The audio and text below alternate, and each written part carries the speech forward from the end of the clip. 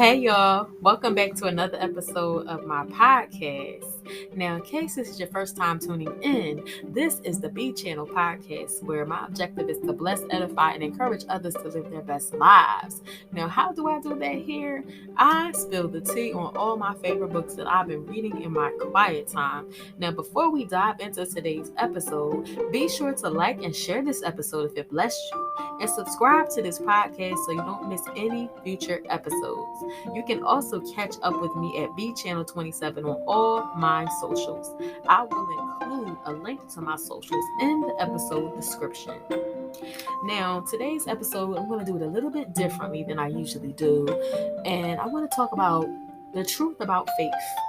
And I'm going to share two books with y'all that I really enjoyed, because I've been in this place recently where I am discussing faith and prayer. Like, I'm reading a lot about faith and prayer and just having that little dialogue with myself about this in terms of my Christian walk and areas that I want to improve in, you know. And I'm going to be talking about Unsinkable Faith by Tracy Miles. Now, she is someone who I've read a book by before, and it's called How to Love Life Again. And that was really inspirational. So if you want to learn more about her, be sure to go check out my previous episode called How to Love Life Again, where I talk about that book that she wrote. And I feel like both of those were along similar lines, Unsinkable Faith and How to Love Life Again. So it'll be great, whichever one you decide to read. And I just love how she talked about, the steps that you have to take to have unsinkable faith. It's not like a short journey. It's not like there's a destination. You're going on this journey, and it's going to take time, and it's going to take patience to go on this journey. It doesn't happen overnight. And that is what I found to be really fascinating about the book. Was she didn't mince words about how there are going to be ups and downs, and there are going to be ebbs and flows, and you just have to choose to keep going every day. And you can follow her on IG at Tracy Miles, and that's where you can get in contact with her. Now, this next book I want to talk about is Crazy Faith by Mike Todd. And there's been a lot of controversy swirling around about him lately, but the book had good bones. I really believe that the book had good bones, so it would be disservice not to talk about it. And he was basically talking about how it's levels to faith, and you might find yourself in different phases of faith and going back and forth between the phases, and that it's not like the end of the world, but it does start with a decision, and it's about baby steps, and it's about believing in something that you cannot see, believing that God has something for you despite what you can see right now, and looking beyond that. And he's even taken the liberty of stating faith scriptures in the back of the book, as well as what he likes to call hot questions, humble, open, and transparent questions to ask yourself, and verses to affirm yourself when you have those moments of doubt and things of that nature. And I really was fascinated by this whole idea that there can be something like maybe faith and crazy faith, and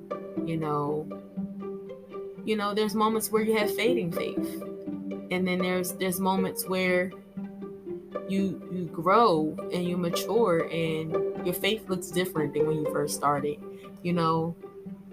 It's kind of like, when you think about it, it's like a flower. You plant that seed in the ground, right? And you water that seed, but it might be a while before you see anything come up. And then even when it comes up, it's not in bloom. It's still closed up. And then after a while, after some sunlight and after some more watering, it turns into a flower. It blossoms into a flower. And then it grows and grows and grows. But it's all about, are you watering that seed of faith? What are you doing to cultivate more faith in your life? What are you doing to grow your faith? It's not like you can just leave that seed there and not water it and not expose the seed to the proper sunlight and expect it to grow. Like, it only grows because it's worked. Because faith without works is dead. So, that's what it says in James 2:17. And a lot of times, in this faith walk, we think, oh, we're going to get to some pinnacle, and we're just going to believe and believe like never before, and then nothing's going to, rattle you, And the truth is that things happen in life that do rattle you, but it's in those moments when you have to make a decision about what you're going to believe. Who you're going to believe in. Are you going to believe what the world says? Are you going to believe what God says and what He has promised? And are you going to cling to what God has promised? Or are you going to cling to the lies of the world? So it's just pivotal that we understand the role that we have in this journey. Like, we're not just sitting by the sidelines hoping and wishing that our faith would grow or that our faith would be deeper. We have to be an active participant in this journey of growing our faith. Like, it's not going to happen overnight. You have to work at it and be patient and just understand that if you want to grow, you got to put in that work. Put in that work. And it's not to say that you have to earn God's love or anything like that, because as it says in Ephesians chapter 2 verses 8 through 9, we couldn't have earned it. It's by grace that we were saved through faith. So it's not about works, but it's about, are you putting in the effort in the relationship? Because think about it, with this faith relationship, that's the thing too. With a faith relationship, you have to have, it's two people having a dialogue, right? Now God is speaking to us through His word. It's up to us to listen to what He's saying in the word, and wait, for more revelation and clarity, instead of just moving impulsively through our lives.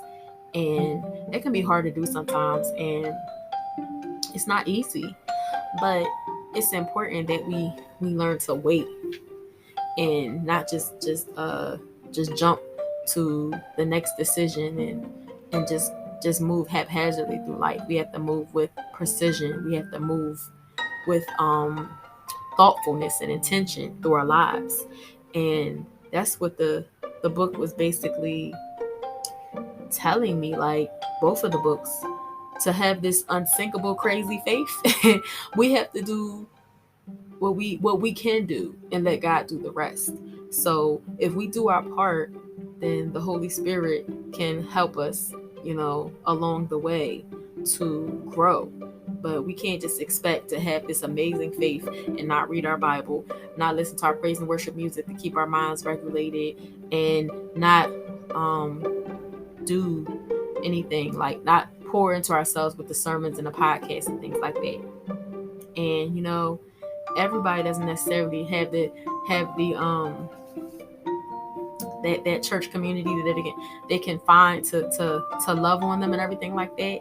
But it's also about those godly friendships, that those people in your life that hold you accountable, that also are walking on their journeys trying to love God better and be better and know more about God themselves. So it's about who you surround yourself with too on the journey. It's not a journey that you should be walking on alone. You should find people that feel the same way about God that you do, and that can help you as well. So it's about community, but it's also about your personal relationship and you getting to know God for yourself and seeking God for yourself. So it's not something that somebody else can do for you. It's about you doing the work, and about you surrounding yourself with like-minded people to help you and keep you accountable as well. That's something that I'm learning. Isolation is not your friend on this journey. So make sure you find your people, find your tribe, find your circle, and Even if that's just somebody that you don't even know online. If you have a support group, seek out that support group on Facebook or whatever the case may be, like friends that you find or people that you follow on Instagram that are inspiring to you. But it's really just about those private moments with God that really matter. So you can find both of these books, Unsinkable Faith and Crazy Faith, online on Amazon and anywhere else where books were sold, I would imagine. And you can follow Mike Todd at I am Mike Todd pretty much everywhere. But anyway, that's all I have to say on those topics for today, and I hope that it sheds some light for you on this faith journey and blessed you in some way, shape, or form. Peace and blessings until next time.